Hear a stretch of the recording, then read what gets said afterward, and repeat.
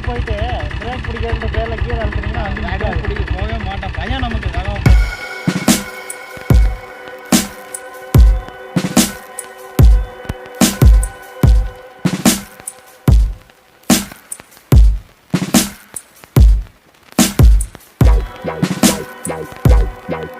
Last diesel bullet வீடியோவில் நீங்கள் பார்த்துருப்பீங்க. நான் எவ்வளோ திணறேன் வண்டியை ஸ்டார்ட் பண்ணுறதுக்கு அப்படின்னு சொல்லிட்டு, எவ்வளோ அதாவது நானே பல்ப் வாங்கிக்கிட்டேன் அப்படின்னு சொல்லிட்டு நீங்களே பார்த்துருப்பீங்க. அண்ட் என்னுடைய ஒரு பங்குக்கு வந்து அந்த புல்லட்டை வந்து நான் ஜஸ்ட் ரோட்டில் பார்த்து அவர்கிட்ட அப்ரோச் பண்ணேன். இப்போ முபாரக்கோட பங்குக்கு வந்து இந்த புல்லட், இது ஒரு டீசல் புல்லட்டு. இந்த புல்லட்டை வந்து ரோட்டில் பார்த்துட்டு கொஞ்ச நேரம் நின்று அவர்கிட்ட பேசி நம்பர் வாங்கியிருக்கான். ஸோ அப்படி தான் நாங்கள் இந்த வந்து புல்லட் ஓனரை வந்து நாங்கள் மீட் பண்ணியிருக்கோம். And welcome back to the channel. நான் தான் உங்கள் அரவிந்த். அண்ட் நம்ம சேனலில் பார்த்திங்க அப்படின்னா பைக் ரிலேட்டட், கார் ரிலேட்டட், அப்புறம் ட்ரிப் ரிலேட்டட்னு சொல்லி நிறையா வந்துட்டுருக்கோம். And vintage bikes. ஸோ நம்ம ஆல்ரெடி சொன்ன மாதிரி தான் விண்டேஜ் பைக்ஸோட கலெக்ஷன்ஸ் வந்து ஆல்மோஸ்ட் ஒரு 30 to 40 பைக்ஸ் வந்து நம்ம சேனலில் வரப்போகுது. அண்ட் விண்டேஜ் பைக்ஸை நீங்கள் செப்பரேட்டாக பார்க்கணும் அப்படின்னா ப்ளேலிஸ்ட்டில் போங்க. ப்ளேலிஸ்ட்டில் வந்து விண்டேஜ் பைக்ஸ், விண்டேஜ் கலெக்ஷன்ஸ் அப்படின்னு சொல்லிட்டு ஒரு தனியாக ஒரு ப்ளேலிஸ்ட் போட்டிருப்பேன். அதில் நீங்கள் எல்லா வகையான விண்டேஜ் பைக்ஸையும் நீங்கள் ஒரே இடத்துல பார்க்கலாம். இந்த பைக் வந்து பார்த்திங்க அப்படின்னா 1972 மாடல். இது வந்து டீசல் புல்லட்டுங்க. ஸோ அதே தான், எனக்கு வந்து இந்த பைக்கை பற்றி அந்தளவு மேக்ஸிமம் தெரியாது. ஏதோ லாஸ்ட் ஒரு டைம் ஒரே ஒரு டீசல் புல்லட் பார்த்துட்டேன். அண்ட் இந்த புல்லட்டை பற்றி கேட்குறதுக்கு இந்த புல்லட்டோட ஓனரை நான் கூப்பிட்றேன். வாங்க, இவர் பேர் வந்து சிவகுரு. இவர் தான் இந்த புல்லட்டோட ஓனர். எதிர்ச்சியாக வந்து இங்கே பிடிஓ ஆஃபீஸில் நாங்களாம் பெண்ணாக இருந்தோம். எதிர்ச்சியாக பிடிஓ ஆஃபீஸில் வந்து பார்த்து அப்படி தான் வந்து நாங்கள் இவரை வந்து மீட் பண்ணோம். ப்ரோ சொல்லுங்கள், இந்த பைக்கை பற்றி சொல்லுங்கள். இது நீங்கள் எப்போ வாங்கினீங்க, எந்த வருஷம் மாடலு, அதெல்லாம் சொல்லுங்கள். இது இந்த வண்டி வந்துங்க 1972 மாடலுங்க. ஓகே. இது ஒரிஜினாலிட்டி வந்து பெட்ரோல் கன்வெர்டட் டீசல் இன்ஜின். இது அப்படிங்க, பெட்ரோல்லேருந்து கன்வெர்ட் பண்ணிருக்காங்களா? Diesel converted. சரி சரி. இது டீசலாக கன்வெர்ட் பண்ணி கிட்டத்தட்ட ஒரு 15 வருஷத்துக்கு மேலே ஆகும். ஓகே ஓகேங்க. ஆனால் நான் வாங்கினது வந்து இப்போ சமீபம் 3 வருஷத்துக்கு முன்னே வாங்கினேங்க. சரி சரிங்க. 3 வருஷமாக என்கிட்ட தான் இருக்குது. வாங்கி கொஞ்சம் அப்பப்போ ரிப்பேர் ஒர்க்ஸ் மட்டும் செஞ்சு ஓட்டிகிட்டு இருக்கிறேன். இது என்ஜின் வந்துட்டு 7.5 HP என்ஜின். பொதுவாக வந்து டீசல் என்ஜினில் 3 வெரைட்டி இருக்குதுங்க. 5.5 ஒரிஜினல் கம்பெனி மேடு வந்து 5.5 HP வரும். அது என்ஜின் பார்த்தீங்கன்னா சின்னதாக இருக்கும் உங்களுக்கு. அடுத்து வந்து நார்மலாக எல்லா டீசல் என்ஜினும் கன்வெர்டட் என்ஜின் பூராமே 6.5 HP. சரி சரி சரி. இது ஏதோ 100ல் 2 வண்டி மட்டும் தான் இந்த மாதிரி 7.5 HP என்ஜின் கிடைக்கும் உங்களுக்கு. அப்படிங்களா? ஆமாங்க. இது எப்படி இது கன்வெர்ட் பண்ணுறாங்க, அது ஒன்றும் ஐடியா இருக்கா? பெட்ரோல் இன்ஜின் இருக்கு இல்லையா? ஆமாம். பெட்ரோல் இன்ஜினில் அந்த பிஸ்டன் பார்ட் மட்டும் ரீப்ளேஸ் பண்ணுறாங்க. Okay okay. நான் இதுதான் ஃபஸ்ட் டைம் கேள்விப்படுறேன், எனக்கு தெரியல ஆக்சுவலாக. அதாவது கிளட்ச், இது வந்து கிளட்ச் பாக்ஸ். சரி சரிங்க. அதுக்கு இந்த பக்கம் வந்து இருக்கிறது கியர் பாக்ஸ். இது மட்டும் எல்லாத்துக்கும் காமனாக சேம் வரும். சரி சரி. இந்த என்ஜின் வந்து அப்படியே செட்டாக கழட்டி அந்த பெட்ரோல் பார்ட்டை மட்டும் கழட்டிட்டு இது டீசல் பார்ட் மாற்றுவாங்க. Okay okay. எனக்கு இதுக்கு உண்மையாக தெரியாது. சரி, நமக்கு நான் பொதுவாக எதுக்கு டீசல் என்ஃபீல்டு வாங்கினேன் அப்படின்னு சொல்லிட்டு கேட்டிங்கன்னா, கன்வென்ஷன் இதுக்கு தான் ஃபியூவல் கன்வென்ஷனுக்கு. ஆனால் பொதுவாக இப்போ ரேட்டுக்கு பார்த்தீங்கன்னா டீசல் 80 ரூபா வந்துடுச்சு, பெட்ரோல் 85 ரூபா போயிடுச்சு. இருந்தாலும் வந்து நமக்கு அந்த டீசல் என்ஃபீல்டு ஓட்டிட்டு வேற எந்த வண்டியிலையும் அந்த கம்ஃபர்டபுள் நமக்கு கிடைக்க மாட்டேங்குதுங்க. அந்த ஃபீல். ஆமாம், அது ஓட்டும்போது தான் தெரியும். ஏன்னா பொதுவாக டீசல் வண்டி வச்சுருக்கிறவங்க பார்த்தீங்கன்னா பெரும்பாலும் கொடுக்க மாட்டாங்க. ஏன்னு கேட்டிங்கன்னா, அது அவங்களுக்கு வேற எந்த வண்டி ஓட்டினாலும், என்கிட்ட பெட்ரோல் வண்டி டீசல் வண்டி 2 வண்டி இருக்குது புல்லட்டு. என்ன பெட்ரோல் என்ஃபீல்டு ஓட்டினா கூட அந்த டீசல் என்ஃபீல்டு அந்த திருப்தி எனக்கு வரமாட்டேங்குது. இது பெட்ரோல் புல்லட் எந்த இப்போ 2013 model. Okay, latest version. Twin spark Electra Bullet. எலக்ட்ராங்களா? Okay okay. இது வந்து நமக்கு மைலேஜ் எப்படி கிடைக்குது, நீங்கள் இப்போ அப்சர்வ் பண்ணியிருக்கீங்களே? இந்த வண்டி பொறுத்த வரைக்கும் 50 to 60 km/லிட்டர் கிடைக்குது. சூப்பர் சூப்பரா. அதே 5.5 HP என்ஜின் கணக்கு போட்டிங்கன்னா 90 km/லிட்டர். ஒரு லிட்டருக்கு 90 கிலோமீட்டர்ஸுங்க. நான்லாம் வந்து ட்ரிப்பாக போயிட்டு இருப்பேன் பைக்கில், இந்த மாதிரிலாம் கிடைச்சது அப்படின்னா. ஒன்ஸ் நாம வந்து ஒரு டேங்க் ஃபில் பண்ணிட்டோம்னா மாச கணக்காக நம்ம பாட்டு ஓட்டிகிட்டே இருக்கலாம். அது ரீஃபில் பண்ணுறதுக்கு நம்ம மறந்துட்டு அது பாட்டுக்கு ஓடும். அந்த பெட்ரோல் டீசல் என்ஜினில் பொறுத்த வரைக்கும் அந்த மாதிரி ஒரு இதுங்க. 6.5 HP கணக்கு போட்டால் ஒரு 70 km வரைக்கும் மைலேஜ் தரும். சரி சரி. இது 7.5 HP மோட்டருங்க. டாப் ஸ்பீடு வந்து 90 km மேலே கிராஸ் பண்ணலாம். இது சரி சரி. பர் ஹவர் அந்த ஸ்பீடு போகலாம். இது 7.5 HP என்ஜினில் மட்டும்தான் அந்த மாதிரி நமக்கு கம்ஃபர்டபுள் கிடைக்கும். Okay okay. இப்போ ரன்னிங்கில் பார்த்தீங்கன்னா நமக்கு பெட்ரோல் வண்டி ஓட்டுற மாதிரி தான், வைப்ரேஷன் ரொம்ப கம்மியாக தான் இருக்கும். சரி சரி. நம்ம ஹெச்பி குறைய குறைய பொதுவாக டீசல் என்ஃபீல்டில் வெயிட் டு பவர் ரேஷியோ வந்து டிஃப்ரென்ஸ் வருதுங்க. நமக்கு வெயிட் எந்த அளவுக்கு கம்மியாக வருதோ பவரும் அந்த அளவுக்கு ரொம்ப குறைவாக தான் வரும். ஆனால் டீசல் இந்த வெயிட் அதிகமாக பவர் நமக்கு வந்து இன்க்ரீஸ் பண்ணி கொடுக்குங்க. அந்த வகையில் நமக்கு இதுக்கு வைப்ரேஷன் குறையும். சரி சரி. ஃபியூவல் கன்சப்ஷன் வந்து நமக்கு ஓரளவுக்கு நார்மலாக இருக்கும். சூப்பர். நமக்கு ரைடிங் அந்த கம்ஃபர்டபிலிட்டி வந்து இதில் நல்லா இருக்குங்க. சூப்பருங்க. அப்போ நமக்கு இப்போ இந்த ஆயில் மாற்றுறது மற்ற செலவு அது இதுன்னு சொல்லிட்டு இப்போ நீங்கள் வண்டியை வந்து நீங்கள் 3 வருஷம் பண்ணி வாங்கினீங்க இல்லைங்களா? வாங்கி என்னென்ன செலவு பண்ணீங்க இப்போ? ஏன்னா நிறைய பேர் லாஸ்ட் வீடியோ போட்டோம் இல்லைங்களா, அர்ஜுனன் சொன்னேன் இல்லைங்களா நம்ம பிஏ கலவரம், அதை பார்த்து நிறைய பேர் கேட்குறாங்க டீசல் பிளேட் கிடைக்குமா அப்படின்னு சொல்லிட்டு. ஸோ சப்போஸ் யாருக்குனாச்சும் கிடைச்சிச்சு அப்படின்னா அவங்களுக்கு உங்களுடைய அட்வைஸ் என்னென்ன மாதிரி செலவு வரும், நீங்கள் என்ன செலவு பண்ணீங்க? பொதுவாக டீசல் என்ஃபீல்டு ஓட்டுறவங்களுக்கு ஃபஸ்ட்டு என்னுடைய ஐடியா என்னன்னு சொன்னீங்கன்னா, வண்டி வந்து ஏர்லாக் ஆகக்கூடாதுங்க. அதாவது சப்போஸ் நம்ம பெட்ரோல் வண்டிங்களில் பொதுவாக பார்த்தீங்கன்னா ஃபியூல் போட்டுருவோம், ரிசர்வ் விழும்போது நாம் வந்து ரிசர்வில் மாற்றிக்குவோம். ஆமாம். ஆனால் டீசல் வண்டிங்களை பொறுத்த வரைக்கும் அந்த மாதிரி பண்ணக்கூடாது. ஓகே. நான் வந்து ரிசர்வ்லேயே தான் போட்டிருக்கேன். அப்படிங்களா? எவ்வளோ இருந்தாலும். ஏன்னு கேட்டிங்கன்னா, இப்போ என்ஜினில் வந்து டீசல் அந்த இதில் டியூப்பில் போகலன்னா சரி ஏர் போயிட்டு உட்காந்துருக்கும். அப்படிங்களா? ஏர் லாக் ஆகிடுச்சுன்னா வண்டி அப்படியே ஸ்டாப் ஆகிடும். ஓகே. அதுக்கப்புறம் நம்ம அதை கழட்டிட்டு இந்த இடத்துல இந்த ஸ்க்ரூவை ரிமூவ் பண்ணிட்டு நமக்கு ஓப்பன் பண்ணோம்னா ஏர் பபுள்ஸ் எல்லாம் வெளியே வரும். அது கிட்டத்தட்ட நமக்கு 100 to 150 ml ஃபியூலே வேஸ்ட் ஆகும். ஃபியூல் வேஸ்ட் பண்ணி தான் இதெல்லாம் ரெடி பண்ணுற மாதிரி ஆகுது. அதாவது நமக்கு ஏர் லாக்காக தான் ஆயிடுச்சுன்னு தெரிஞ்சா நம்ம எடுத்துக்கலாம். ஆனால் புதுசாக எடுத்துகிட்டு போகிறவங்க எங்கேயாவது வழியில் போய் மாட்டிக்கிட்டாங்கன்னா ஒன்றும் பண்ண முடியாது, ரொம்ப கஷ்டம். சப்போஸ் மெக்கானிக் நாட் அவைலபிள் பக்கத்தில் அப்படின்னு சொல்லும்போது அவங்க வண்டியை வந்து ஒரு வண்டி வச்சு ஏதாவது பெரிய வண்டியில் தான் ஏற்றிட்டு வரணும். இல்லை இது டோ பண்ணிட்டு போகிறதெல்லாம் ரொம்ப ரிஸ்க்குங்க. ஏன்னா வண்டி 200 கிலோவுக்கு கிராஸ் ஆகுது. அவ்வளோ வெயிட்டில் நம்ம வேற ஒரு வண்டி வச்சு டோ பண்ணிட்டு போகிறதுலாம் வாய்ப்பே கிடையாது. ப்ரோ இப்போ ஏர் ஃபில்டர் இருக்குறீங்களா, அந்த ஏர் ஃபில்டர் நீங்கள் 3000 கிலோமீட்டர்ஸ் மாற்றுவீங்களா இல்லை வந்து ஏதாவது ஃபீல் ஆகும்போது மாற்றுவீங்களா? இந்த வண்டியில் பொறுத்த வரைக்கும் ஏர் ஃபில்டரு பெட்ரோல் வண்டியில் வர மாதிரி கிடையாது. சரி. பெட்ரோல் வண்டி சின்ன வண்டிங்களில் 100 cc வண்டிங்கள்லாம் பார்த்தீங்கன்னா ஸ்பாஞ்ச் மாதிரி ஆகும். ஆமாம். அது வந்து ஒன்ஸ் நம்ம அந்த கிலோமீட்டர் ரீச் ஆச்சுன்னா கழட்டி க்ளீன் பண்ணிட்டு ஆயில் போடுவாங்க. ஆனால் இதில் வந்து இது செட்டப்பே வேறு மாதிரி. இதில் வந்துட்டு ஃபில்டர் தனியாக இருக்கும், நம்ம ஆயில் ஃபில் பண்ணிக்கிறோங்க. சரி. நம்ம இது மாற்றணும்லாம் அவசியமே கிடையாது. சரி. கிட்டத்தட்ட நம்ம வருஷத்துக்கு ஒரு டைமோ 2 வருஷத்துக்கு ஒரு டைமோ நம்ம பாட்டு ஓட்டிகிட்டே இருக்கலாம். அப்படிங்களா? நம்ம ஆயில் குறைஞ்சினா மட்டும் இதுக்குள்ளே ஊற்றிக்கலாம். எப்படி நீங்கள் அதை கண்டுபிடிப்பீங்க? ஏதாவது வண்டி ஏதாச்சும் பர்ஃபார்மன்ஸ் குறைய மாதிரி? பர்ஃபார்மன்ஸ் எல்லாம் எந்த டிஃப்ரென்ஸுமே வராது. நம்மளாம் வந்து நம்ம சேஃப்டிக்காக கம்ஃபர்டபுளுக்காக மாற்றிக்கிறது. சரி. இது பெரும்பாலும் எந்த டீசல் ப்ளோட்டை பொறுத்த வரைக்கும் எப்பயுமே நமக்கு கைவிடாதுங்க. எந்த நிலையிலுமே வழியில் நிற்காது, நம்ம வந்து இடம் கூட்டிட்டு போய் விட்டுரும். சூப்பர். இதுல ஒரு மைனர் ப்ராப்ளம் என்னன்னு சொல்லிட்டீங்கன்னா, கிளட்சி அடிக்கடி லூஸ் ஆகிடும். அப்படிங்களா? ஏன்னா வண்டி இப்போ கணக்கு ஒரு 50 வருஷம் 48 வருஷம் ஆகுது வண்டி. கிளட்ச் பார்ட்ஸ் எல்லாமே தேஞ்சிருக்கும். நம்ம எல்லாமே ரீப்ளேஸ் பண்ணிட்டோம்னா நமக்கு காஸ்ட் அதிகமாகும். அப்படிங்களா? அதுக்கு கிளட்ச் பிளேட்டு இந்த மாதிரி நம்ம போக நம்ம மாற்றிக்கணும்னா நமக்கு காஸ்ட்டு அதிகமாக பிடிக்காது. ஆனால் நமக்கு அப்பப்போ ஒரு 2 மாதத்துக்கு 3 மாதத்துக்கு ஒரு டைம் வந்து மெக்கானிக்கிட்ட கொடுத்து நம்ம கொஞ்சம் அட்ஜஸ்ட்மெண்ட் வைக்கிற மாதிரி இருக்கும். சரி. இது எல்லா மெக்கானிக் பார்க்குறாங்களா? எல்லாரும் பார்க்க மாட்டாங்க. அதுக்குன்னு வந்து ஸ்பெஷலாக யார் இருக்கிறாங்களோ கிட்டத்தட்ட ஒரு டிஸ்ட்ரிக்டே ஒருத்தர் 2 பேர் தான் இருப்பாங்கன்னு கணக்கு. கேட்டுக்கோங்க மக்களே, இது வந்து முக்கியமான பாயிண்ட், நீங்கள் கேட்டுக்க வேண்டியது. நம்ம தருமபுரி டிஸ்ட்ரிக்டில் வந்து கணக்கு போட்டிங்கன்னா ஒரு 3 பேர் தான் எனக்கு தெரிஞ்சு செய்கிறாங்க.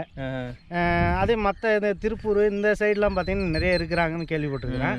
நம்ம அந்த பக்கம் எதுக்கும் போகிறதில்ல. சரி. ஆனால் இந்த லொக்காலிட்டியில் வந்து நமக்கு மெயின் மெக்கானிக் தான். மெக்கானிக் இல்லைன்னா அந்த வண்டி இல்லை. இப்போ யார்கிட்ட கொடுப்பீங்க இந்த இதெல்லாம்? இங்கே பெண்ணாகரத்தில் வந்து சஞ்சீவன்ட்டு நம்ம ஃப்ரெண்ட் மெக்கானிக் இருக்கிறாருங்க. சரி. அவர் வந்து எல்லாம் நல்லா செஞ்சு செய்வார்.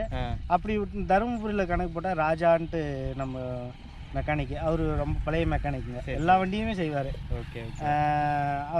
இவங்க எனக்கு தெரிஞ்சு வந்து இவங்க 2 பேர் தான் கொடுத்துருக்குறேன். டாக்டர்கிட்ட பேஷண்ட் விசிட் பண்ணுற மாதிரி மாதத்துக்கு ஒரு டைம் எந்த வேலையும் இல்லைனாலும் மெக்கானிக்கிட்ட எடுத்துகிட்டு போய் இந்த வண்டியை காட்டிடணும். சும்மா அவங்க வந்து ஜஸ்ட் டெஸ்ட் டிரைவ் மாதிரி பண்ணிவிட்டு அவங்க கொஞ்சம் அட்ஜஸ்ட்மெண்ட் வைக்குவாங்க, அவ்வளோதான். அந்த மாதிரி பண்ணிட்டு வந்தோம்னா நம்மளுக்கு எந்த தொந்தரவும் வராது. ஆயில் வந்து இப்போ இந்த கிளட்சி பாக்ஸில் வந்துட்டு தனியாக ஒரு ஆயில் மாற்றணும். சரி.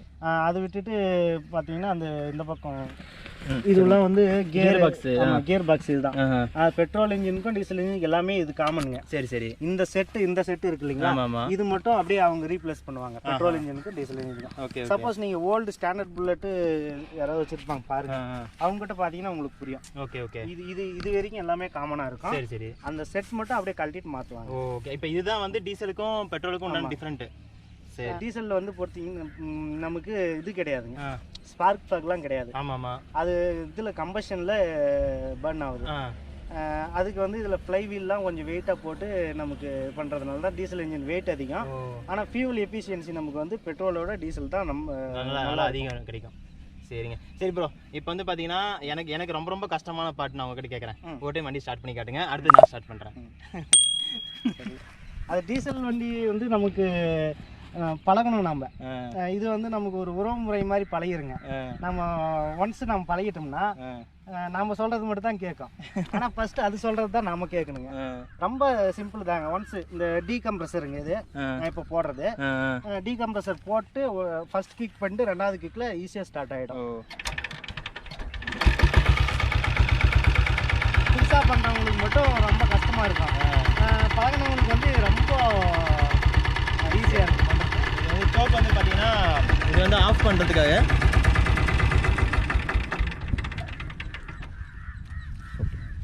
இப்போ பார்த்தீங்கன்னா என்கிட்டேருந்து நீங்கள் கற்றுக்கிட்டது வந்து எப்படி ஆஃப் பண்ணணும் அப்படின்னு சொல்லிட்டு அவர்கிட்டருந்து நீங்கள் கற்றுக்கிட்டது எப்படி ஆன் பண்ணணும் அப்படின்ட்டு இப்போ நான் வந்து ஸ்டார்ட் பண்ணுறேன் அப்புறம் நீங்கள் சொன்ன மாதிரி நானும் பழகிருக்கேன் ஆக்சுவலாக போன வீடியோவில் வந்து ஸ்டார்ட் பண்ண பழகிருக்கேன் ஆனால் திணறி தேதி தான் பழகிருக்கேன் பதட்டப்படாதீங்க அவசரப்படாதீங்க பொறுமையாக அடிங்க அது சூப்பராக ஸ்டார்ட் ஆகும்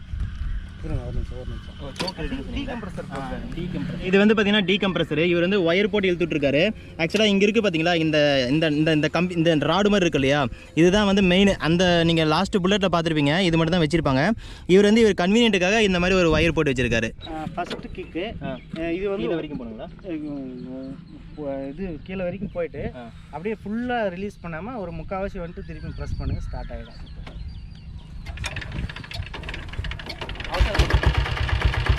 மூணாவது கிக்கில் நல்லா பண்ணோம்னா ரெண்டாவது கிக்லேயே சூப்பராக ஸ்டார்ட் ஆகும் இது வந்து நம்ம பதட்டப்படாமல் அவசரப்படாமல் ரன்னிங்கில் ரோட்டில் போயிட்டு இருக்கும்போது டக்குன்னு ரேஸ் பண்ணிங்கன்னா ஃபுல்லாக புகை மட்டும்தான் வரும் ஆனால் டக்குன்னு வண்டி பிக்கப் ஆகாது ஓகே பார்த்தீங்கன்னா நமக்கு நார்மலாக போகும்போது வண்டி இது ஸ்மோக் என்ஜின் வந்து இந்த அளவுக்கு இருக்கும் இருக்கிறதே பெரும்பாலும் தெரியாது அதே நம்ம ஃபுல்லாக ரேஸ் பண்ணுறேன் ஃபுல்லாக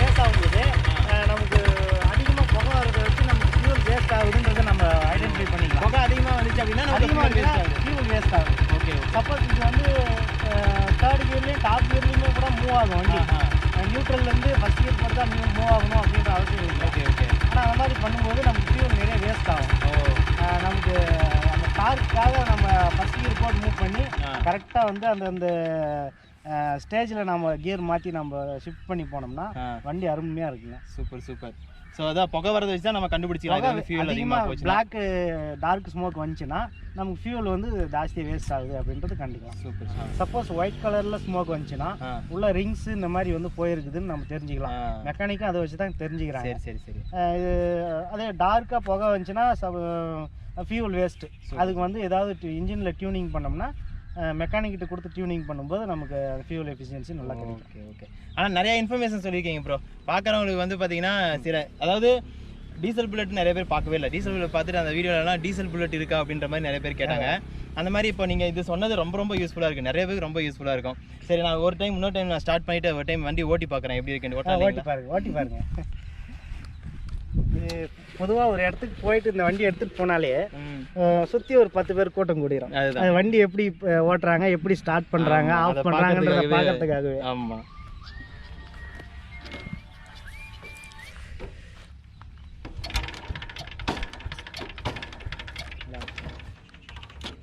ஸ்டக் ஆகுது நமக்கு சொல்கிறேன்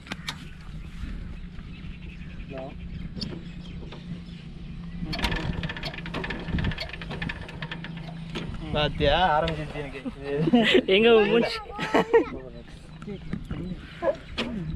இது ஃபுல்லாக இது பண்ணிட்டு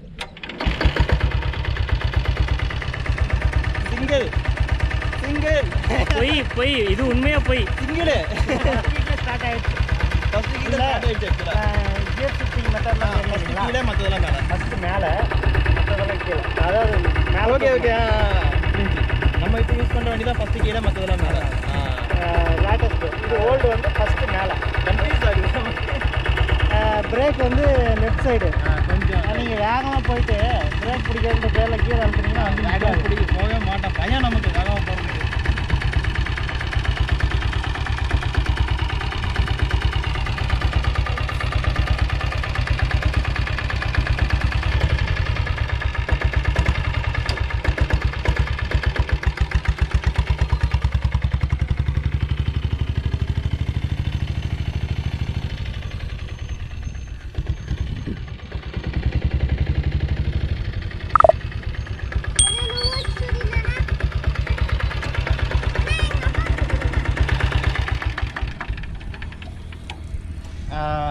ஆக்சுவலாக இன்னொரு விஷயம் சொல்லணும். அதாவது நார்மலாக வண்டி ஓட்டுறவங்கலாம் ஒரு பயம் இருக்கும் சூப்பர் பைக் ஓட்டும்போது. ஏன்னா வந்து சூப்பர் பைக் பவர் அதிகம் அப்படின்னு சொல்லிட்டு. அதே மாதிரி தான் எனக்கும் இப்போ பயம். ஆக்சுவலாக இந்த வண்டி வந்து பார்த்திங்கன்னா ஃபுல்லாக டெக்னிக்கலி ரொம்ப ரொம்ப டிஃப்ரெண்ட் இல்லையா? அதனால் நமக்கு ஒரு பயம் இருக்குது. எங்கே நம்ம இதை வந்து பிரேக்குன்னு நினச்சி நம்ம அமுத்திடுவோமோ அப்படின்னு சொல்லிட்டு ஒரு பயம் இருக்கிறதுனால தான் ஃபஸ்ட்டு கியர்லேயே இப்படி ஒரு ரவுண்டு போயிட்டு அப்படியே வந்துட்டேன்.